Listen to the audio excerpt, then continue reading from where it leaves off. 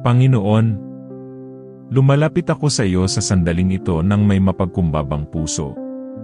May mga pagkakataon sa buhay ko na hindi ko alam kung ano ang tamang gawin. May mga desisyon na mahirap piliin at may mga problema na tila wala akong makita na solusyon. Sa mga sandaling iyon, Panginoon, pakiramdam ko ay nalilito at natatakot. Ngunit alam ko na ikaw ang aking gabay at ilaw sa aking landas. Kaya sa oras na ito, ipinagkakatiwala ko sa iyo ang aking isip, ang aking puso, at ang aking mga alalahanin. Panginoon, gabayan mo ako sa bawat hakbang na aking gagawin. Bigyan mo ako ng karunungan upang makita ang tamang direksyon. Kapag ako'y nagdududa, punuin mo ang aking puso ng kapayapaan at tiwala sa iyong plano.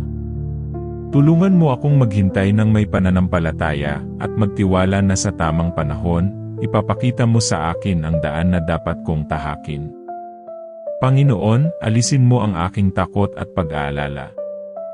Palitan mo ito ng lakas ng loob, pag-asa, at pananampalataya. Maraming salamat, Panginoon, dahil alam kong hindi mo ako iiwan sa gitna ng aking pagkalito. Ikaw ang aking sandigan, aking gabay, at aking kapayapaan.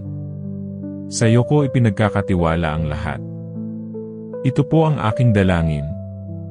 Sa ngalan ni Jesus. Amen.